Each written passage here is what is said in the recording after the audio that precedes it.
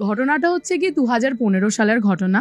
ও আমার সাথে একই কোচিং এ পড়তো, তো আমাকে একদিনকে বলেছিল যে সাথে আমার সাথে আমার বাড়ি চল। বাড়িটা বিশাল বাড়ি, পুরো বাংলো বাড়ি। চোখ মুখটা ধুচ্ছি আর সামনেটা তো আয়না। চোখটা ধুতে ধুতে যেই তাকিয়েছি আমার দিকে না, এক দৃষ্টিতে এইভাবে তাকিয়ে আছে। চোখের মণিটা কালো, কিন্তু সাদা অংশটা যেটা আছে পুরো লাল। গলার এই সাইডটা থেকে রক্ত বেরোচ্ছে, মুখের এইখান থেকে রক্ত বেরোচ্ছে। এইটা নিয়ে যখন জিজ্ঞাসা করেছে পুলিশ, মাম্মা পাপা আর রুমে গেছে, আর জানি না। শুয়ে আছি, শুয়ে শুয়ে দেখতে পাচ্ছি কি ড্রেসিং টেবিলের পাশে হাঁটু দুটো এরকম ভাবে মুড়ে একটা মহিলা আমার দিকে এরকম ভাবে তাকিয়ে আছে।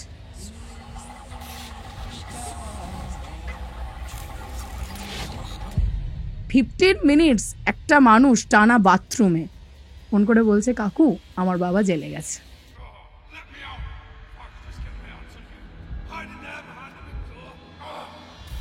যাবো কি তখনই চিৎকার করেছে, মানে পুরো ফেটে যাবে বাড়ি, এরকম অবস্থা। বাথরুমে গেছে, বাথরুমে গিয়ে দেখতে পাচ্ছ এই ভদ্রমহিলা কমোডের পাশে বসে আছে। প্যান্টের পকেট থেকে কাঁটা চামচ বের করে সোজাসুজি ভাবে এখানে ও নাকি ওই ড্রেসিং টেবিলের সামনেটা পড়েছিল। পুরো বডি না ঠান্ডা হয়ে গেছে। দেখা দাও আমাকে, যে বলো তুমি কে, নাহলে আমি আর থাকতে পারছি না, আমাকে এরকম করো না, আমি কিন্তু অসুস্থ হয়ে পড়বো। ড্রেসিং টেবিলের সামনে উল্টো পায়ে কেউ বোধহয় হেঁটেছে, চাপ চাপ রক্ত, পায়ের স্ট্যাম্প পড়েছে। ফ্যানের উপরে বসে আছে, চুলটা পুরো ঝুলছে, আর ওর দিকে এক দৃষ্টিতে তাকিয়ে এরকম হাসছে। বলছে কি, তুই জানিস আমি কে? আমাকে প্রশ্ন করছিস না তুই আমি কে? আমি তো মারা সন্তানের জন্য সমস্ত কিছু করতে পারে। হ্যালো গাইজ, ওয়েলকাম টু কৌস্তবের আড্ডা। আর কৌস্তবের আড্ডাতে আজকে এমন একটা হরর এক্সপিরিয়েন্স আপনারা শুনতে চলেছেন যা হয়তো এর আগে আপনারা কখনোই শোনেননি। আজকে আমাদের সাথে এই হরর পডকাস্টে রয়েছে সোয়াতি এমন কিছু শেয়ার করেছে তার নিজের লাইফের, যা হয়তো আপনাদের নিজের সাথে ঘটলে আপনারা বুঝতে পারতেন এর ভয়াবহতাটা কতটা। সোয়াতির জায়গাতে আজকে নিজেকে রেখে দেখুন, কি ফিল করছেন সেটা কমেন্ট করেও জানান। আজকের এই এপিসোড আপনারা কোথা থেকে দেখছেন সেটা কমেন্ট করে জানাতে কিন্তু ভুলবেন না। ভিডিওটা ভালো লাগলে অবশ্যই লাইক করে শেয়ার করে দেবেন এবং সাবস্ক্রাইব টু কৌস্তবের আড্ডা যদি এখনও সাবস্ক্রাইব করে না থাকেন। আর হ্যাঁ, আপনার যদি কোনো স্পিরিচুয়াল হেল্প লাগে, কোনো অ্যাস্ট্রোলজিক্যাল প্রেডিকশন লাগে আমার থেকে আপনার লাইফের কোনো প্রবলেমের জন্য, তাহলেও আমাকে যোগাযোগ করতে পারেন আমাদের অফিসিয়াল হোয়াটসঅ্যাপ নাম্বারে। আমি নাম্বারটি বলে দিচ্ছি, 6290675195। এই নাম্বারটি আপনারা ডিসক্রিপশন বক্স এবং কমেন্ট সেকশনের পিন কমেন্টে পেয়ে যাবেন। তাহলে চলুন শুরু করছি কৌস্তবের আড্ডার মারাত্মক একটা horror podcast. Hello Swati, welcome to কৌস্তবের আড্ডা। কেমন আছো সেটা আগে বলো। আমি ভীষণ ভালো আছি, আর তোমাকে দেখে আরো বেশি ভালো হয়ে গেছি এখন। নাইস। তুমি যখন এখানে এলে তারপরে তোমার যে ভাইবসটা রয়েছে সেই ভাইবসটা অ্যাকচুয়ালি এই জায়গাটার মধ্যে একটা প্রাণ এনে দিয়েছে। কারণ আমরা এখানে বিভিন্ন নেগেটিভ জিনিসপত্র, বিভিন্ন অকাল্ট বলো, হরর বলো, বা জিও পলিটিক্সের বিভিন্ন ডার্কার অ্যাসপেক্ট বলো, এইসব জিনিসপত্র নিয়ে কথা বলি। তো এই জায়গার এনভায়রনমেন্টটা একটু ভারী হয়ে থাকে, বাট তুমি, তোমার নেচারটা এরকম, তুমি এত জলি যে এই জায়গাটার এই যে ভারী অ্যাটমসফিয়ারটা অনেকটা লাইট হয়ে গেছে। তো অনেক বেশি এনার্জাইজ ফিল করছি তোমার সাথে কথা বলার সময়। বাট তুমি যে ঘটনাটা বলতে যাচ্ছ, বা কিউরিও ফাইটেও এর আগে তো তুমি দুটো ঘটনা শেয়ার করেছো, বাট আজকে তুমি যে ঘটনাটা বলতে যাচ্ছ সেটা যখন একটু ব্রিফলি আমি জেনেছিলাম বা শুনেছিলাম, সত্যি কথা বলতে আমার রক্ত জল হয়ে যায়, এই ওয়ার্ডটা আছে না, সেরকম একটা ফিলিংস হচ্ছিল। কি হয়েছিল সোয়াতি? আমি একটু শুরু থেকে জানতে চাই তোমার থেকে। গল্পটাকে দুটো ভাগে ভাগ করে বলবো, কারণ যাতে যারা শুনছেন তারা যাতে ভালো করে বুঝতে পারে। আমার সাথে যেটা ঘটেছে সেটা বলবো, আর যার ঘটনা সে আমার ভীষণই বেস্টেস্ট ফ্রেন্ড, সে এখানে নেই, সে আসুক, কলকাতা ফিরুক। সে ব্যাঙ্গালোরে ছিল, এখন ক্যালিফোর্নিয়া চলে গেছে। আজকে সকালেও ইনফ্যাক্ট ওর সাথে আমার কথা হয়েছে। ও বলেছে আমি আসি কলকাতা, আমি নিজে গিয়ে ফেস না হয় আমার দেখিয়ে দেবো বা আমি কথা বলবো।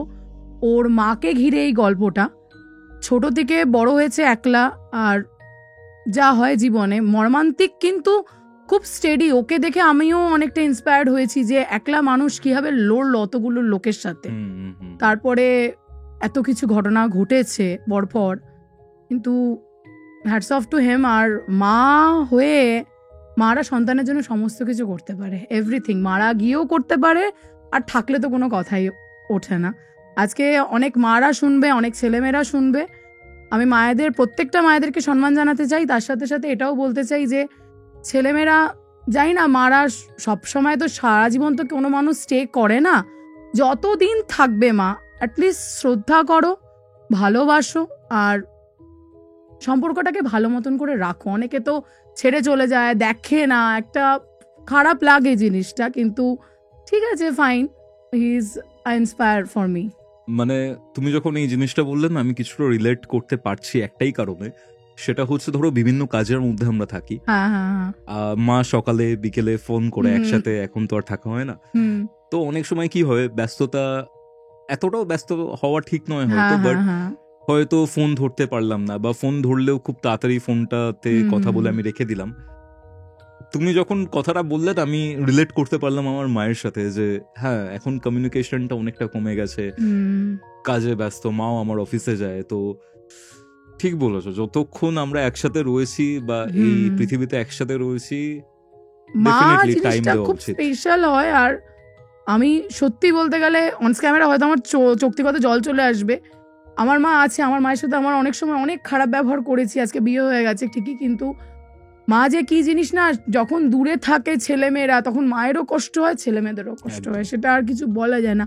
আর যার মা থাকে না তারা হয়তো ভাবে যে মা চলে গেছে, অনেকে হয়তো বলে ইচ্ছা করেই চলে গেছে, সেটা নয়, চলে গেছে কি করা যাবে, কিন্তু চলে গিয়েও তারা থাকে। কিন্তু মা কখনো তার সন্তানকে ফেলে কোথাও যেতে পারে না, এটা এই গল্পটার মধ্যে আশা করি আমি বলতে পারবো। আর যার গল্প তাকেও এই কথাটা বলবো, শোন আমি চেষ্টা করছি তোর মতন করে এটাকে গুছিয়ে বলার, আর যেখানে থাকিস খুব ভালো থাকিস, আর তোর মা আজও আছে তোর সঙ্গে, এটা আমরা সবাই জানি।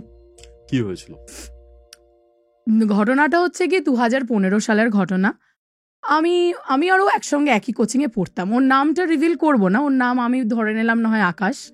আকাশ আমার সাথে একই কোচিংয়ে পড়তো, ভীষণ ক্লোজ, একসঙ্গে খেলাধুলা, খাওয়া দাওয়া, মজা মস্তি। আর আমি একটু না টমবয় টাইপ অফ ছিলাম, খেলাধুলার ভিতরে থাকতাম আর পড়াশোনার ভিতরে থাকতাম, অত ওই সমস্ত মেয়েরা যা করে আর কি আমার ওইসব ছিল না। আমি একটু ছেলেদের সাথে নো একদম না, আমি অ্যারেঞ্জ ম্যারেজই করেছি, সেই জন্য মানে ওইসবই ছিলাম না, একদমই ছিলাম না। এমনও হতো যে যদি টিচাররা ধরুন অন্য কাউকে বলছে, আমাকে কিন্তু কিছু বলবে না, তার কারণ হচ্ছে কি জানে ওকে বলা না বলা এক, ছেলেরা মার খায় ওর কাছ থেকে, এরকম ব্যাপার ছিল। তো ও আমার সাথে একই কোচিংয়ে পড়তো, তো আমাকে একদিনকে বলেছিল যে সাথেই আমার সাথে আমার বাড়ি চল, আমার বাড়ি, ওর বাড়িটা গল্প করেছিল। আর আমি একটু যেহেতু ফাইন আর্টস নিয়ে পড়াশোনা করেছি, আমি একটু আর্ট ফার্ট খুব ভালোবাসি, ও নিজেও খুব সুন্দর ড্রয়িং করতে পারতো, তো আমাকে বলেছিল চল তোকে আমি আমার ড্রয়িং দেখাবো আর আমার বাড়িটা খুব সুন্দর করে ঘুরে দেখাবো। আমার বাড়িটা, ওর বাড়িটা হচ্ছে গিয়ে ভবানীপুরের জায়গাতে, ঠিক আছে, ভবানীপুরে। আমাকে যখন বলেছে তখন আমি আমার বাবাকেও বলেছিলাম যে বাবা তুমি যাবে, কারণ একলা একলা না আমি কোথাও যেতাম না, গেলেও পাড়ার ভিতরে বা কোচিংয়ে যেতাম, এর থেকে বেশি কোথাও ট্রাভেল করতাম না।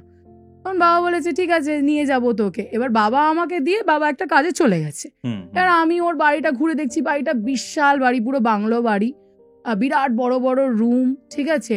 ওর বাড়িতে না কেউ নেই, ওর বাবা আসলে ব্যবসা সূত্রে বাইরেই থাকতো, ওর বাবার এই সারের ব্যবসা, ঠিক আছে, হ্যাঁ ফার্টিলাইজারের ব্যবসা, আর তার সাথে সাথে ওনার মেডিসিনসেরও ব্যবসার সাথে উনি যুক্ত ছিলেন, ঠিক আছে। উনি অর্ধেক সময় বাইরে বাইরে থাকতেন, আর আসতেন, আসলেও একটা দিন দুটো দিন তারপরে চলে যেতেন, থাকতেনই না। আমি তো বোধহয় একদিন বা দুদিনই দেখেছি কাকুকে, আর আমি কখনো দেখিনি আমার জীবনে।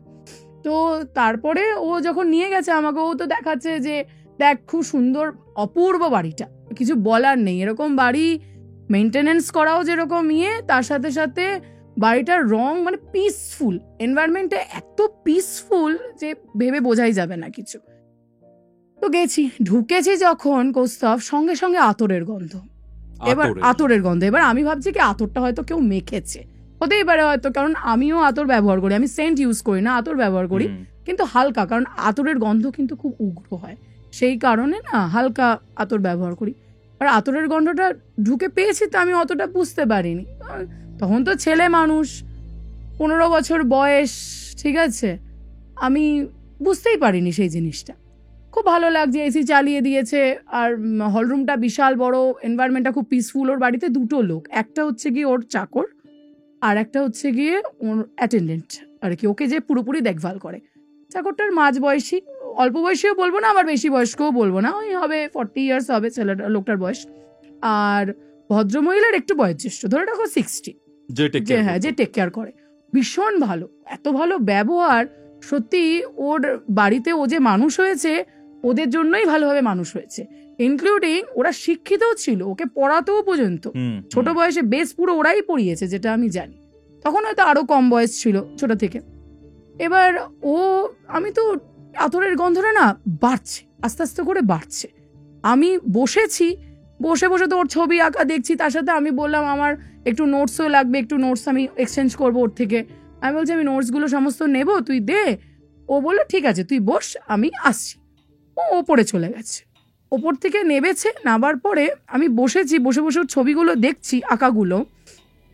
আমার আতরের গন্ধটা এত বাড়ছে, তখন না আমার নিঃশ্বাস, এমনিতে ক্লাস্ট্রোফোবিয়া আছে, প্রচণ্ড নিঃশ্বাস নিতে কষ্ট হচ্ছে, শরীরটার ভিতরে না ভালো লাগছে না। ও তখন বলেছে চল স্বাতি, যাবি আমার সাথে কোথাও, যাবি, অসুবিধা হচ্ছে কি তোর? আমি বললাম হ্যাঁ আমার খুব অসুবিধা হচ্ছে। বলে ওয়াশরুম যাবি?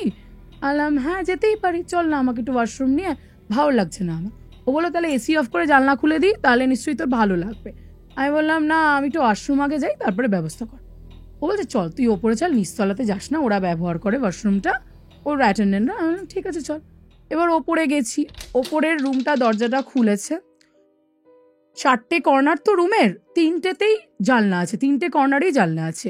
আর জানলার পর্দাগুলো না ডিপ কালারের, ডিপ ব্লু বা ব্ল্যাক হবে, একটা লাল রঙের ডিম বাল্ব জ্বলছে ওর ঘরের ভিতরে, ঠিক আছে। একটা বিরাট বড় বেড, রুমটাও বিরাট ছিল, সত্যি কথা বলতে গেলে হয়তো রুমটাতে 15-20 জন, আমি যেরকম হোস্টেলে থাকতাম ওই ধরনের রুম একটা, ওই ধরনের রুমটা। বেডটা বিশাল বড়, বেডের পাশে ওয়ার্ড্রপটা কিরকম বলো তো, দেয়ালের সাথে সেটিং করা ওয়ার্ড্রপটা, আর একটা অ্যান্টিক ড্রেসিং টেবিল, খুব সুন্দর ড্রেসিং টেবিলটা। ওই রকম ড্রেসিং টেবিল না আগেকার দিনের বাড়িতে লোকে থাকতো, বড়লোক বাড়িতে। এখনকার সত্যি ওটা পাওয়াও যাবে না, আর থাকা মানে না হয়তো অ্যান্টিকই জিনিসটা, পুরো অ্যান্টিক, ওটা হয়তো কারোর ছিল এরকম ব্যাপার। এখনকার ওই রকম ড্রেসিং টেবিল দেখা যায় না। ড্রেসিং টেবিলটা অপূর্ব, দরজাটা খুলেই আমি ড্রেসিং টেবিলটা দেখতে পেয়েছি, ওই দিকে ড্রেসিং টেবিলটা, আর এইদিকে বলতে গেলে তোমার জানলা সমস্ত। এবার আমি ঢুকে আমার ভালো লাগছে, জায়গাটা বেশ ভালো লাগছে, বেশ রুমটা এত সুন্দর, রুমটা আমাদের মতন, হ্যাঁ আমাদের মতন তো এরকম নয়, আমাদের আবার কি বলতো, আমি খুব মেসি টাইপ, খুব মেসি, ছড়িয়ে ছিটিয়ে রাখি, আবার পরিষ্কারও করে দিই। ওর রুম পুরো পরিষ্কার একদম, কোনো কিছু মেসিনেস নেই, নিট অ্যান্ড ক্লিন, মানে গুড বয় বলতে পারো পুরো। তো আমাকে বলো তুই ওয়াশরুমে যা, আমার একটা ফোন এসছে, আমি একটু ফোনে কথা বলছি। আমার এখনো মনে আছে, পিউ বলে আমার এক বান্ধবী ছিল, ও ওকে খুব পছন্দ করতো, পিউ খুব পছন্দ করতো, পিউ ওকে প্রায়ই ফোন করতো, পিউই ফোন করছিল। আমি তো যথারীতি ঢুকেছি ওয়াশরুমে, ঢুকে আমার এত কষ্ট হচ্ছে, আমি না চোখ মুখটা ধুচ্ছি, আর সামনেটা তো আয়না, বাথরুমের সামনেটাতে, ওয়াশ বেসিনের সামনেটাতে আয়না। আমি চোখটা ধুতে ধুতে আমি একবার তাকিয়েছি, হালকা কি জানি মনে হলো পিছনটাতে দাঁড়িয়ে আছে, এইখানটাতে আমার মনে হচ্ছে। আমি না প্রথমে বুঝতে পারিনি, একে তো চোখে চশমা ছাড়া একটু দেখতে অসুবিধা, কিন্তু আমার কিন্তু সামনের জিনিসটা অতটা সহজে দেখতে অসুবিধা হয় না, দূরের জিনিস -4 তো, সেই কারণে কি দেখলাম, কিছুই দেখিনি। আমি চোখে ঝাপটা মেরে না যেই তাকিয়েছি, আমার দিকে না এক দৃষ্টিতে এইভাবে তাকিয়ে আছে। চোখের মণিটা কালো, কিন্তু সাদা অংশটা যেটা আছে পুরো লাল। গলার এই সাইডটা থেকে, এই সাইডটা থেকে রক্ত বেরোচ্ছে, মুখের এইখান থেকে রক্ত বেরোচ্ছে, চুলটা না উকড়ো খুকড়ো, মানে কাউকে ধরে পিটালে যেরকম চুল উকড়ো খুকড়ো হয়ে যায়, চুলটা বিশাল চুল। এবার শুনেছি আগে আমার মায়েরও ছিল বিশাল বড় চুল, মেনটেন করে রাখা হতো, এখন তো আমাদের চুল ছোট। এইরকম চুলটা হবে, এতটা লেন্থের, পুরো উকড়ো খুকড়ো, আমার দিকে এক দৃষ্টিতে তাকিয়েছে, মানে যেন গিলে খাবে আমাকে। আমি না এত ভয় পেয়েছি, আর আমি না বুঝতে পারছি না কি হচ্ছে জিনিসটা, এটা কি, কে দাঁড়িয়ে আছে আমার পিছনে। আমি তো আবার চোখে জল ঝাপটা দিয়ে আমি কোনো রকমে মানে চশমাটা নিয়ে দরজাটা খুলেই বেরিয়েছি। আর সামনেটা দিয়ে দরজাটা ছিল, এই পাশটাতে, দরজাটা খুলেই বেরিয়েছি। আমি না হাঁপাচ্ছি লিটারালি এরকম ভাবে। ও বলে কি হয়েছে স্বাতি, ও কি হয়েছেটা কি, কি কিছু দেখেছিস? কিছু দেখিনি, তুই আমাকে, আমি বাড়ি যাবো। আমি সঙ্গে সঙ্গে বলছি আমি বাড়ি যাবো, আমি আর এখানে থাকবো না, আমি বাড়ি যাবো। ও বলছে কি হয়েছেটা কি, বলবি তো, ভয় পেয়েছিস, কি হয়েছে তোর? বললাম না আমি বাড়ি যাবো, তুই আমাকে বাড়ি নিয়ে চল, আমার বাবাকে ফোন কর। এবার ও যথারীতি বাবাকে ফোন করেছে, নিচে নেবে না, ওরা এসি বন্ধ করে দিয়েছিল, বলেই দিয়ে গেছিলো এসিটা বন্ধ করে দিতে আর জানলাগুলো খুলে দিতে। ওর যে অ্যাটেন্ডেন্ট আছে ওই মাসি বলছে কি হয়েছে বাবা, আমাকে বলো না। বললাম আমি বাড়ি যাবো গো, আমি কারোর সাথে এখন কথা বলবো না। তখন বাবাকে ফোন করেছে, বাবা বলছে একটু বসতে বল, আমি আসছি। বাবা এসেছে, বাবা বলছে কি রে এত তাড়াতাড়ি হয়ে গেল, তুই তো বললি একটু থাকবি, গল্প করবি, তো থাকতিস ওর সাথে, বেচারা একলা থাকে। আমি বললাম না আমাকে তুমি বাড়ি নিয়ে চলো। আমি আর কিছু বলিনি, আমার সঙ্গে আর কিছু হয়নি এইটা হওয়ার পরে। তারপরে 2015 তো কেটে গেল পুরো। 2016 সালে ওর জন্মদিন, জানুয়ারি মাসের 6 তারিখে নেমন্তন্ন করেছে। এবার জানুয়ারি মাসের 6 তারিখে নেমন্তন্ন করারই কথা ছিল, কিন্তু ওটা যেহেতু উইকডে পড়ে গেছিল ও করেনি, ও সানডেতে করেছে। আমরা তো যথারীতি গেছি। এবার আমি প্রথমে বলেছি আমি যাবই না, আমার বাবাকে বলেছে কাকু তুমি এসো, তুমি এসে সাথীকে নিয়ে এসো, তুমি নয় থাকো, কিসে ভয় পেয়েছে ভগবান জানে, আসতে চাইছে না, তুমি এসো। আর ওর না 5 থেকে 6টা আমাদের বন্ধু ছিলাম আমরা। ও খুব একটা কারোর সাথে একটা যে গ্রুপ পছন্দও করতো না, নিজের মতো নিজে থাকতো। আর আমরা যে 4-5 জন খুব ক্লোজ ছিলাম আমরা, আর সব কথাই মোটামুটি বলতো। এমন কিছু যেটা বলতো না সেটা ধরো হয়তো খুবই পার্সোনাল, সত্যি পার্সোনাল ছিল বলেই আমাদেরকে বলেনি। আর অনেকে আছে মজা মস্তি করি তো আমরা, উড়িয়ে দিই জিনিসটা, ওকে বিশ্বাসই করবো না, সেই জন্যই বলেনি। এবার আমাকে যখন বলছে তুই আয় আমার বাড়িতে, আমি বলছি না বাবা আমি আর যাবো না, আমি ওসব সিনের ভিতরে নেই, আমি যা দেখেছি সে আমি জানি, আমি ওকে বলছি না কথাটা। ও বাবাকে বলেছে, বাবা বলছে চল না, এতবার করে যখন বলছে, বেচারার মা নেই, বাবা থাকে না সবসময়, চল না, জন্মদিন, ওকে একটা ভালো উপহারও দিবি।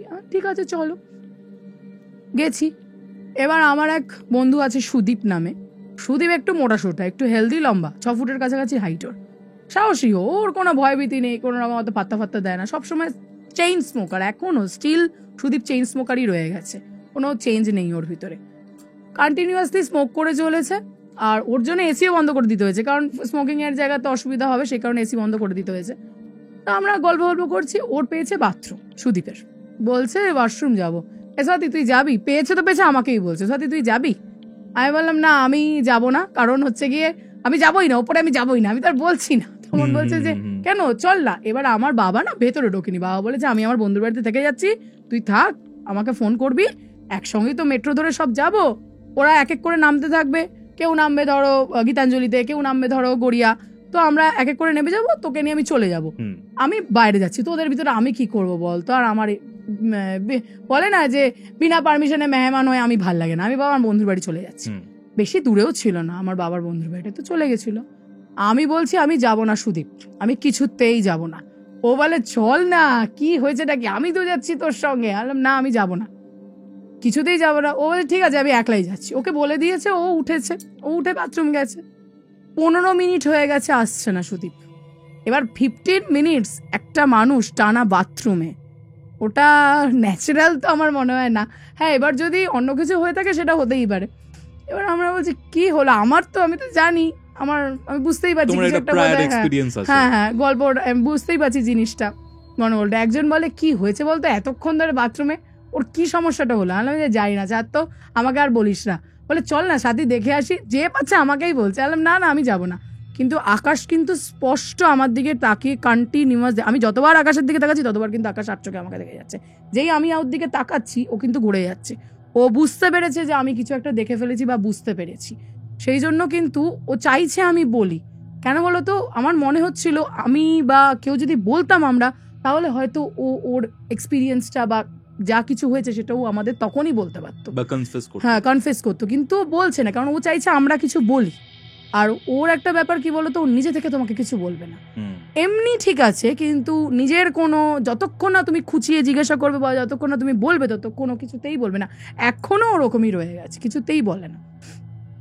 তো 15-20 মিনিট ক্রস করেছে, তখন আমাদের মনে হচ্ছে কি যাবো কি, তখনই চিৎকার করেছে, তারস্বরে চিৎকার, মানে পুরো ফেটে যাবে বাড়ি, এরকম অবস্থা। সঙ্গে সঙ্গে দৌড় মেরে সবাই ওপরে গেছে, আমি নিচেই বসে আছি, আমি যাবো না বাবা, আমি যাবো না। ওরা দরজা নাকি গিয়ে খুলেছে, ও নাকি ওই ড্রেসিং টেবিলের সামনেটা পড়েছিল, আর পুরো বডি না ঠান্ডা হয়ে গেছে। আর একটা ব্যাপার, এটা কাউকে মিন করবো না, ওদের সারা বাড়িতেই বোধহয় এসি চলে, পুরো সবকিছুই না ঠান্ডা, ম্যাক্সিমামই ঘর দুয়ার ফুয়ার সবই ওদের ঠান্ডা। ওপরের ঘরে আমি যখন লাস্টবার গেছিলাম এই আগের ঘটনাটাতে, তখনও কিন্তু ওর রুমে কেউ ছিল না, কিন্তু এসিটা চলছিল। হতে পারে হয়তো ওই রুমে ও যেহেতু থাকে এসি চালিয়ে রাখে, আর নিচের হলরুমটাতে যেহেতু সবাই থাকে দুটো এসি হলরুমে চলে, হতে পারে এটা চালিয়ে রাখতো।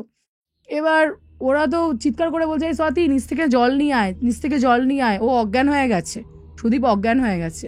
আমি কি করেছি, আমি সঙ্গে সঙ্গে জলটা নিয়ে আমি গেছি, আর ওদের যে অ্যাটেন্ডেন্ট ছিল তারা আমাকে বলেছে চলো আমরাও যাচ্ছি তোমার সাথে। দেখতে পাচ্ছি ও পুরো পড়ে আছে, আর তাকাচ্ছে যে পুরো চোখটা এরকম ঘুরছে, এরকম ঘুরছে। ও বলছে বাড়ি যাব তত করে কি হলো, ভয় লেগেছে, আমি বলেছি কথাটা। তখনই আকাশ আমার দিকে তাকাচ্ছে, ও বলতে চাইছে কিন্তু বলতে পারছে না কিছু। আমি চল বাড়ি যাবো, এবার তো বাড়ি যেতেই হবে। আমরা সত্যি বলবো সেদিনকে খাইনি, ও পুরো প্যাক করে আমাদের প্রত্যেককে খাবার দিয়েছে। তারপরে আমরা চলে এসেছি। আমি তারপরে আর কিছু জানি না আর কি হয়েছে না হয়েছে, এবার ও আমাদের সাথে আর কিছু হয়নি। 2016টা আস্তে আস্তে ক্রস করলো, আমরা পরীক্ষা দিলাম, সমস্ত আইসিসি বোর্ডের স্টুডেন্ট ছিলাম, পরীক্ষা দিয়ে সমস্ত কমপ্লিট করলাম। যেই আইসিসি পরীক্ষাটা শেষ হয়েছে তার পরের দিন আমার বাবার কাছে ফোন করেছে আকাশ, ফোন করে বলছে কাকু আমার বাবা জেলে গেছে। মানে জেলে গেছে ওর বাবা, আমার বাবার জেল হয়েছে। তখন আমার বাবা বলে আমি সব জানি, আমি সব খবর পেয়েছি। আমরা তো আজকালকার দিনের কেউ খবর খুব একটা শুনি না, নিউজ দেখি না, টেলিভিশনে ফোনে যা দেখার দেখি। এবার তখন 2016 জাস্ট পাসও করিনি, পরীক্ষা জাস্ট কমপ্লিট দিয়েছি, যথেষ্ট ছোটই তখন আমরা। আমার বাবা বলছে আমি সবই খবরটা পেয়েছি বাবা, তুমি ভালো থেকো। বলছে না আমার তোমার সাথে কথা আছে, আর স্বাতীর সাথে কথা আছে, তুমি আসো কাকু, আমার সত্যি কথা আছে, আমি কাউকে বলতে চাই। ও কাঁদছে ফোনের ভিতরে, একটা ছেলে কান্না মানে বুঝতেই পারছো কি সিচুয়েশনের মধ্যে দিয়ে যাচ্ছে। আর ও কিন্তু ভীষণ ভালো স্টুডেন্ট ছিল, তখন তো রেজাল্ট বেরিয়েনি, রেজাল্ট যখন বেরিয়েছে তখন ভালো নাম্বার পেয়েছে, 93 পয়েন্ট কত জানি পেয়েছিল, 93.55 পেয়েছে, ভীষণ ভালো রেজাল্ট ছিল, সব কিছুর মধ্যেই পরীক্ষা দিয়েছে সবের ভিতরে। তো আমার বাবা সেদিনকে শোনার পরে বাবা বলেছে ঠিক আছে আমি নিয়ে যাচ্ছি, আজকেই আমরা দেখা করব। তো আমাকে বাবা বলে সবটা, আমি বললাম কি হলো, জেল ফেল গেছে কি ব্যাপার? বলছে চল না বাড়ি গিয়ে সবটাই জানতে পারবো। আমিও শুনেছি, তোকে আর বলিনি কারণ তুই ডিস্টার্ব হয়ে যাবি বলে, আমি ওখানে গিয়ে শুনতে পাবি, তুইও শুনতে পারবি আমিও শুনতে পারবো। আমরা গেছি। সেদিনকে আবার আমার স্কুলের নতুন অ্যাডমিশন ছিল, আমি নিউ অ্যাডমিশন নিচ্ছিলাম ক্লাস 10-এর পরে। অ্যাডমিশন করিয়েই বাবা আমাকে নিয়ে কুদঘাট মেট্রো থেকে উঠে ওর বাড়ি চলে গেছে। এবার আমি গিয়ে যেটা ফিল করেছিলাম ওর বাড়িতে, একটা আতরের গন্ধ, একটু পজিটিভ হলেও একটু গাটা ভারী ভারী হয়ে আসছে, যেটা বললাম আমি, ওই জিনিসটা কোনো ফিলিংই হচ্ছে না। আমার মনে হচ্ছে কি সব ঠিক আছে, এখন একদম সব নর্মাল, আমার সত্যি কিছু ফিলিং হচ্ছে না।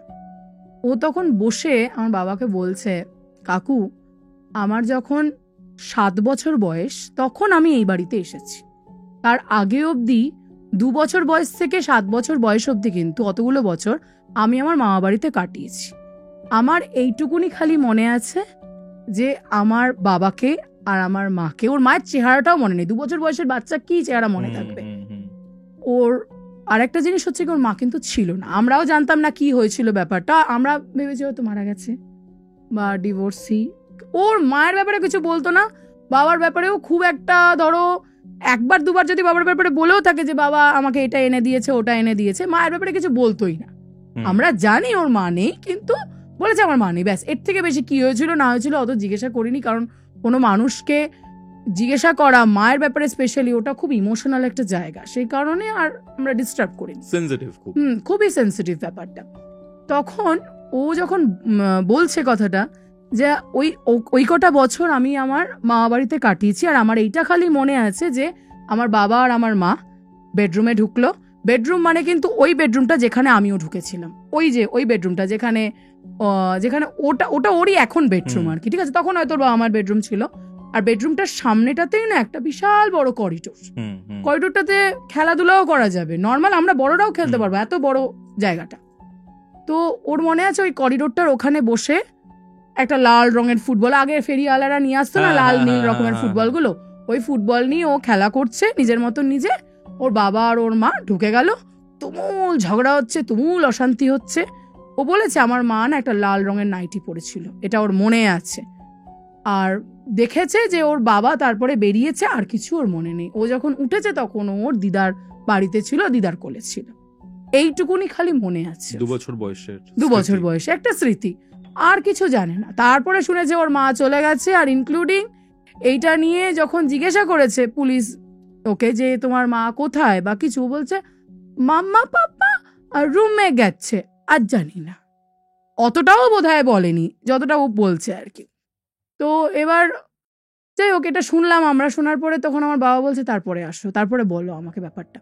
বলছে যে 7 বছর বয়সে যখন আমি এসেছি এই বাড়িতে, তখন আমার বাবা কাস্টাডি পেয়েছে, আর ততদিন অতগুলো বছর আমার মামা বাড়িতে আমার মামা মামি আমার দিদা দাদু লড়ে গেছে যে আমার মাকে আমার বাবাই কিছু না কিছু করেছে, আমার মায়ের কারোর সঙ্গে কোনো অ্যাফেয়ার বা কিছু থাকতে পারে না। ওর বাবা বলেছে অ্যাফেয়ার ছিল, ওর মা পালিয়ে গেছে, ওর মা নিখোঁজ, সেটা নিয়ে ওর দিদা দাদু ওর মামা মামি বলেছে, কেস করেছিল, কিন্তু লড়তে পারেনি, কারণ ফাইন্যান্সিয়াল কন্ডিশনটা হয়তো অতটা ভালো ছিল না, সেই জন্য লড়তে পারেনি ওনারা। আলটিমেটলি কেসটা বলতে পারো হেরেই যায় ওনারা, আর উনি কাস্টাডি পেয়ে যায়, ছেলেকে উনি নিয়ে আসে। তারপরে ওনারা বলেছেন যে মেয়ে তো চলেই গেছে, মেয়েকে তো আর জানি না কোথায় গেছে না গেছে কি হয়েছে, খালি ছেলেটাকে একটু দেখতে দিও, কারণ মেয়ের স্মৃতি ও, আর কিছু না। তোর বাবা বলেছে ঠিক আছে আসবেন, এসে দেখা করবেন, চলে যাবেন, ছেলেকে কিন্তু আমি আর আপনাদের বাড়িতে পাঠাবো না।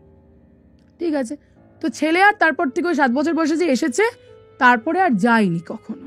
7 বছর বয়স থেকে কিন্তু অনেক কিছু ফেস করেছে ছেলে, পর যেটা ও বলছে যে আমি যখন দেখতে পাচ্ছি শুয়ে আছি, শুয়ে দেখতে পাচ্ছি কি ড্রেসিং টেবিলের পাশে হাঁটু দুটো এরকম ভাবে মুড়ে একটা মহিলা আমার দিকে এরকম ভাবে তাকিয়ে আছে, চুলগুলো পুরো উকড়ো খুকড়ো, যেরকম আমি বর্ণনা দিয়েছি পুরো সেম আর কি, সাংঘাতিক বিষয়। হ্যাঁ, ও দেখতে পাচ্ছি, ও না ভয় পেত না, ও নাকি এটা দেখে ভয় পেত না। আমি অবাক হয়ে গেছি শুনে, বলছে যে আমি না ভয় পেতাম না কখনো এগুলো দেখে। না আমরা তো ভাই ভয়তে জুবুতুবু হয়ে যাচ্ছি এসব শুনে, আর ও ভয় পাচ্ছে না। ও ভাবতো কি বলতো যে ওর বোধহয় ওটা ফেয়ারি গড মাদার, একটা মুভিও আছে না ওই তোমার ওই পিন ফুটে গেছিল হাতে, ওই মহিলাটাকে ও ভাবতো আর কি, কি জানি মুভিটার নামে এখন মাথায়ও আসছে না, ওই ধরনের ও ভাবছে আর কি। আর ও কথাও বলতো নাকি ওই মহিলার সাথে, তুমি কে গো আমাকে এরকম হয় তুমি দেখা দাও, ওর কোনো ভয়ই লাগতো না নাকি। আচ্ছা, ও অনেক কিছু ফেস করেছে। বাথরুমে গেছে, বাথরুমে গিয়ে দেখতে পাচ্ছে ওই ভদ্রমহিলা কমোডের পাশে বসে আছে। আচ্ছা, এরকম ভাবে না বড় হচ্ছে আস্তে আস্তে করে, সময়টাও যাচ্ছে, বড় হতে হতে না তারপরে ও বলছে আমি একদিনকে খুব ভয় পেয়েছি, সেদিনকে আমি বুঝতে পারছি যে ও হয়তো ভাবছে কি ওকে এবার কিছু একটা করবে, ওর একটা মনে হচ্ছে কি বলতো, ওর মেয়েদের সাথে একদিনকে বাইরে বেরিয়েছিল, তখন কিন্তু আস্তে আস্তে করে ওর 10-11 বছর বয়স হয়ে গেছে। ওর মেয়েদের সাথে একটু বাইরে বেরিয়েছিল, বাইরে থেকে এসে দেখেছে রুমের ভিতরে এরকম বড় বড় কালো কালো পুরো চুল পুরো ছড়িয়ে ছিটিয়ে আছে চারিদিকে, বিছনার উপরে, বিছনাটাকে তো বোধহয় ঘেটে বোধহয় কেউ একদম নষ্ট করেছে। আর ও বললাম না ওর কিন্তু প্রচন্ড পলিশড সমস্ত কিছু, পুরো নিট অ্যান্ড ক্লিন। কেন যে ওরকম হয়েছে, পুরো রুমের ভিতরে চুল ছিটিয়ে আছে, আর তোমার ড্রেসিং টেবিলের সামনে উল্টো পায়ে কেউ বোধহয় হেঁটেছে, চাপ রক্ত, পায়ের স্ট্যাম্প পড়েছে। সাংঘাতিক ব্যাপার, সাংঘাতিক। এটাও দেখেছে। এবার দেখার পরে তো মেইডও দেখেছে, মেইডকে বলেছে, অ্যাটেন্ডেন্টকে বলছে যে বাবা তোমাকে রাখা যাবে না, তোমার কোনো প্রবলেম হচ্ছে, কিছু না কিছু ব্যবস্থা আমাদের করতেই হবে। এবার উনি গিয়ে মাজারে গিয়ে কথা বলেছে যে এরকম ব্যাপার, আমাদের বাবা এরকম হয়ে যাচ্ছে। তখন বলছে যে দেখুন আমি আপনাদের বাড়ি যাব। উনি বাড়িতে এসেছেন। এবার একটা জিনিস বলবো, অনেকে আছে বাড়িতে ঢুকতে চায় না, মুসলিম হলেও বাড়িতে না, হিন্দু বাড়িতে ঢুকতে চায় না, চট করে বাড়ি থেকে দেখে বলে কি এটা তো যার বাড়ি উনিই আছেন, আমি তো কিছু করতে পারবো না, আর উনি আমি কিছু করতে গেলে আমারই ক্ষতি করে দেবে। আচ্ছা, এটা বলেছে। এবার ছেলে আকাশ এটা শোনার পরে আকাশ না কিছু বুঝতে পারিনি। আকাশ বলছে কি আর করে যাবে, ঠিক আছে দেখে নেবো, লড়ে নেবো, ভূত প্রেত যা থাকবে আমি লড়ে নেবো, এরকম বলেছে। তো এবার মেয়েট বলছে ঠিক আছে তুমি সাবধানে থেকো, আর কি বলবো বলো, আমি নয় তোমার সাথে রাত্রিবেলা করে শোবো, ওকে আর একলা ছাড়বে না। তো উনি শুতেন, উনি মাটিতে বিছনা করে শুতেন, উনি কখনো কিন্তু কিছু দেখেননি। ও যেটা দেখছে, ও একবার এরকম দেখেছে, ও স্কুল থেকে ফিরেছে নাকি, ফিরে দেখতে পাচ্ছে কি ফ্যানটা তো অফ, ফ্যানের উপরে বসে আছে, চুলটা পুরো ঝুলছে, আর ওর দিকে এক দৃষ্টিতে তাকিয়ে এরকম ভাবে হাসছে, ঠিক এইরকম ভাবে হাসছে। এটা ও দেখিয়েছে আমাকে এক্সপ্রেশনটা, সেই জন্য আমি দেখাতে পারছি। এরকম ভাবে হাসছে আর এরকম ভাবে দুলছে, কি রে, খুব মজা নিচ্ছে উনি আর কি। আর ও জিজ্ঞাসা যখন করেছে যে এটা কে বলুন তো, আপনি এরকম কেন করছেন, হাসতে হাসতে হাসতে হাসতে উধাও হয়ে গেল। ও বুঝতেই পারলো, মিলিয়ে গেল কিরকম, এই যে আমরা যে ব্লিঙ্ক করি না, ব্লিঙ্কের ভিতরে মিলিয়ে গেল, চোখটা বন্ধ করলাম মিলিয়ে গেল। তো ওটা দেখার পরে ও যখন জিজ্ঞাসা করেছে, ও তো হাসতে হাসতে মিলিয়ে গেছে যেটা দেখলো। তারপরে বলছে কি এ আর থাকা যাবে না, এ আমাকে জ্বালিয়ে পুড়িয়ে মারবে, এই যে কে কোথা থেকে এসছে, কোন পেত্তি, ও জোরেই চিৎকার করে এই সমস্ত বলেছে। আর ও কিন্তু একটু ফানি টাইপ অফ, সিরিয়াস হোক যাই হোক না কেন একটু হাসি মজাও করে, সবসময় গম্ভীরভাবে থাকে না আকাশ। এবার কে কোথা থেকে পেত্নি এসছিস, আমাকে জ্বালিয়ে পুড়িয়ে খাচ্ছিস, শান্তিতে ঘুমোতেও দিবি না, পড়াশোনাও করতে দিবি না, সব জ্বালাচ্ছিস তোরা আমাকে, এরকম বলেছে। তারপরে ও বলে বলে এরকম কমপ্লিট করেছে, তারপরে আর কিছু হয়নি, সেই রাত্রিবেলা সেদিনকে আর কিছু হয়নি। তারপরের দিন সকালবেলা উঠে দেখতে পাচ্ছে কি ওই ড্রেসিং টেবিলের সামনেটাতে এরকম একটা প্লেন রক্ত ছিটিয়ে বোধহয় কেউ ফেলে রেখেছে। কি বলছো? ছিটিয়ে পড়ে আছে রক্তটা, ওটা কোনো পায়ের ছাপ ফাপ না, হয় না যেরকম ধরো কাউকে গুলি করলে ছিটলো কোনো জিনিস, রক্তটা তার সাথে সাথে না দেয়ালের ভিতরেও ছিটে আছে। মাটিতে ছিটেছে ঠিক আছে, মাটিটা নয় পরিষ্কার করে দাও, রক্তটা দেয়ালের ভিতরে যে ছিটে আছে ওটা কিন্তু স্টিল আমরা খেয়াল করিনি। পরে ওটা বলার পরে আমি একবার উঠেছিলাম ওপরে, সাহস করেই উঠেছিলাম, কিচ্ছু হয়নি সেদিনকে আর আমার সঙ্গে, সত্যি রক্তটা কিন্তু ছিল, এটা কিন্তু আমিও দেখেছি পরে, যেই দিনকে আমাকে বাবাকে আর আমাকে যখন বলছে ওর বাবা এরকম চলে যাওয়ার পরে, আমিও দেখেছি রক্তটা সত্যিই ছিল। এবার ওটা দেখার পরে ও তখন মেয়েটকে বলেছে যে এবার তুমি বাবাকে খবর দাও, বাবাকে বলো আমি বাবার সাথে কথা বলবো, যে কি ব্যাপারটা কি, এই জিনিসটা কি হচ্ছে আমার সঙ্গে, কারণ বাবার বাড়ি, বাবা নিশ্চয়ই সব কিছুই জানবে। তখন মেয়েট ওকে বলেছে যে ঠিক আছে তুমি বাবাকে ডিস্টার্ব করতে যেও না, তোমার বাবা ব্যস্ত থাকে, তাকে বলা মানে সেও টেনশনে পড়ে যাবে, বাইরে থাকে। তখন ও বলেছে ঠিক আছে কি আর বলো, বাবা আসুক তাহলে, তখন আমি না হয় কথা বলবো। ওর বাবা মাসে ধরো একবার বা দুবার আসতো, তাও আসতো কিনা কোনো ঠিক নেই, ওর বাবা অর্ধেক দিন বাইরেই থাকতো। এবার এটা আমাদের যেটা মনে হয় এইসবের জন্যই হয়তো, তাণ্ডব করে হয়তো ওনাকে মারতো, সেই জন্যই বোধহয় আসতো না উনি। এবার যাই হোক, এটা বলার পরে এই সমস্ত হয়েছে। এবার তো তখন কি করেছে, ও না ডিসিশন নিয়েছে, রাত্রিবেলাও ও না দেখতে পেতো, ধরো একবার ধরো চোখ খুললো দেখতে পাচ্ছে ওরকমভাবে বসে আছে, এ তো ডিস্টার্ব হচ্ছে, বিরক্ত লাগছে, ও না মশারি টাঙিয়ে শোয়া আরম্ভ করেছে। মশারির ভিতরে একদিনকে দেখতে পেয়েছে রাত্রিবেলা কেউ মাথাটা এরকমভাবে ঢুকে মশারিটা এরকমভাবে ইয়ে করে ওকে দিকে, আর এরকম ক্রিপি হাসি, ক্রিপি একটা হাসি দিয়ে এরকমভাবে দেখছে। আর ওর ঘরে ডিম লাইট জ্বলে, তো ডিম লাইটটা জ্বলছে, ও সবই দেখতে পাচ্ছে ভালো মতন করে। ও বলছে যে তো জ্বালাতনের সৃষ্টি হয়ে গেছে, রাত্রিবেলাও আমাকে ঘুমোতে দেবে না যে এসছে। এবার ওর হাসছে আর এগুলো বলছে, আর আমি তো শুনে আমি এখন অব্দি আমার গুজবাম্পস আসছে এগুলো বলতে গিয়ে। এবার একদিনকে যেটা লাস্ট ও দেখেছে, তারপরে আর ও না থাকতে পেরে ও একটা কোথাও গেছিল বোধহয়, মাজারে গিয়ে একটা তাবিজ পরে এসেছিল, তারপরে আর ওকে দেখা দেয়নি আর কি। লাস্ট যেটা বলবো সেটা, ও সেদিনকে তাবিজটা খোলা রেখেছিল বলেই বোধহয় ওর গায়ে বোধহয় ছাদ দিতে পেরেছে। ও শুয়েছে তো মশারির ভেতরে, মশারির ওপরটাতে এরকম ভাবে না কেউ ফ্ল্যাট হয়ে আর কি শোয়ার মতন চেষ্টা করছে, ওপরটাতে হাওয়ায় ভাসছে কিন্তু বডিটা, ওইটাও দেখেছে। ও দেখার পরে ও রীতিমতন বেরিয়েছে, বেরিয়ে লাইটটা অন করেছে, লাইটটা অন করে বলে এইবার তুমি যে আছো ভাই দেখা দাও আমাকে, যে বলো তুমি কে, নাহলে আমি আর থাকতে পারছি না, আমাকে এরকম করো না, আমি কিন্তু অসুস্থ হয়ে পড়বো, আমি ছেলে মানুষ, কেন বুঝতে পারছো না যে আছো। এবার এটা বলেছে, ও দেখতে তো পায়নি, দেখাও দেয়নি, সেদিনকে কিছু আর হয়নি, ও ঘুমিয়ে পড়েছে রাত্রিবেলা। তারপরের দিন কি হয়েছে, মশারি ছাড়া শুয়েছিল, আর সেদিনকে ওই তাবিজ কবজ পড়েছে বলে আর বোধহয় দেখা দেয়নি। তারপর মশারি ছাড়াই, তারপরে তাবিজ পড়ার পরেও মশারি ছাড়াই শুতো। এইবার কি হয়েছে, একদিনকে স্নানে গেছে, তাবিজটা বোধহয় খুলে ফুলে সমস্ত কিছু পরিষ্কার পরিচ্ছন্ন হয়ে গেছে, বেরিয়েছে, বেরিয়ে ভুলে গেছে তাবিজটা পড়তে। এটা আমাদের পরীক্ষার আগের ঘটনা যেটা বলছি। ও শুয়ে আছে তো, ওর না গায়ের ভিতরে ঝাঁকুনি দিয়ে ওকে ডেকেছে। আর ও বলছে কি আমি চোখটা খুলেছি কিন্তু আমার বডিতে কোনো সার নেই। বলছে কি তুই জানিস আমি কে? আমাকে প্রশ্ন করছিস না তুই আমি কে? আমি তোর মা, আমি তোর মা, জেনে রাখ, চেহারাটা দেখে নে, তুই তো দেখিস নি আমার চেহারা, চিনতে পারছিস না আমাকে? আমি তোর মা, এটা মনে রাখিস কিন্তু আমি তোর মা। আমি খুব কষ্টে আছি, আমি একদম ভালো নেই, আমাকে, আমি কোথাও যাইনি, আমি এই বাড়িতেই আছি, তুই খুঁজে বের কর আমাকে, তুই খুঁজে বের কর, তোর বাবাকে জিজ্ঞাসা কর যে কোথায় রেখেছে আমাকে। এবার এটা বলে ও যেটা দেখতে পেলো যে উনি এটা বলার পরে উনি বেরিয়ে দরজাটা কিরকম খুলে গেল, নিজে থেকে আপনি দরজা খুলে গেল, উনি বেরিয়ে গেল। আর উনি কিন্তু লাল রঙের নাইটি পরেছিল, এটাও পুরো স্পষ্ট বলছে, আর যতবার দেখেছে এটা লাল রঙের নাইটি পরা অবস্থাতেই দেখেছে। আর এটাও ওর মাথায় আছে ছোটবেলার ফ্ল্যাশব্যাকে যে মা কিন্তু নাইটি পরেই ঘরে ঢুকেছিল, লাল রঙের নাইটি পরে। তো এটা ওটা যখন বেরিয়ে গেছে ওর কিছুক্ষণ পরে যখন সার উঠেছে, সার এসছে শরীরে, ও সঙ্গে সঙ্গে কি করেছে, ও আর কাউকে ফোন না করে ওর মেয়েটকে বলে তুমি বাবাকে ফোন করো, আমি ফোনে কথা বলি। এবার বাবাকে যথারীতি ফোন করেছে, বাবাকে বলছে তুমি কোথায়, তুমি আজকে বাড়ি ফেরো, তোমার সাথে আমার কথা আছে। তখন ওর বাবা বলছে আমি আজকে বাড়ি ফিরব। অনেক দিন পরে, কম করে বলতে পারো 3 মাস পরে ওর বাবা বাড়ি ফিরছে ফাইনালি। তো ওর বাবাকে ঢুকতে না ঢুকতে ওর বাবাকে বলেছে আমার মা কোথায়। আর ওর বাবা না এতগুলো বছর পরে চমকে উঠেছে। ওর বাবা বলছে মা কোথায় মানে? আমি কি জানি?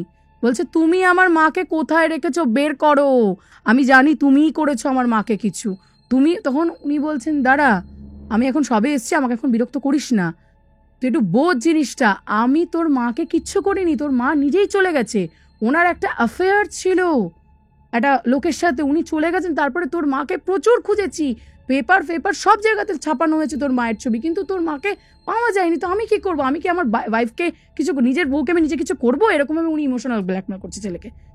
তো ছেলে তখন বুঝতেই পেরেছে জিনিসটা, বোঝার পরে ও বলছে যে কি হচ্ছে আমি তো কিছু বুঝতেও পারছি না। ও শোনার পরে না ওর বাবার সাথে বাবাকে বলেছে সরি বাবা, আমারই ভুল হয়েছে, আমি বোধহয় ভুলভাল বুঝেছি। ও ওপরে গিয়ে খুব কেঁদেছে সেদিনকে, আর বলেছে যে তুমি কোথায় আছো মা, আমি তো জানিও না, তুমি যে বলছো আমার মা তুমি, আমি কি করে বাবাকে কি বলবো বলো, আমার বাবাকে আমি কিছু বলতেও পারছি না। খুব কেঁদেছে। আর বলছি মা না থাকা একটা মারাত্মক কষ্ট, খুবভাবে মিস করেছে মাকে, কিন্তু কখনো বলেনি কাউকে, ইনক্লুডিং ও আমার বাড়িতেও আসতো, আমার মা ওকে প্রচণ্ড ভালোবাসতো, এখনও বাসে। ক্যালিফোর্নিয়া যাওয়ার আগে, এই ব্যাঙ্গালোর, এখন তো ক্যালিফোর্নিয়া গেছে, ব্যাঙ্গালোর যাওয়ার আগে পর্যন্ত আমার বাড়িতে এসছে, আমার বিয়েতেও এসেছিল, এসে খাওয়া দাওয়া করেছে, লাস্ট ওইটাই দেখা হয়েছে আমার সাথে। ভীষণ ভালোবাসে আমাকে আর আমার মাকে। ও আমার মা ব্যাপারটা বলেই ছিল, আমার মা তো নেই, তুমি আমাকে তোমাকে আমি আমার মা বলে ডাকতে পারি। আমার মা ওকে এতটাই স্নেহ করে, ও আমার মাকে এতটা স্নেহ করে, ভালোবাসা একটা। ও তখন বলছে যে আমার মা কোথায় আমি তো জানিও না, কিছু বুঝতেও পারছি না, তুমি নিজেই কিছু একটা ব্যবস্থা করো। লাল আমি কি করে কি করবো বলো, আমি ছোট মানুষ, ছেলে মানুষ।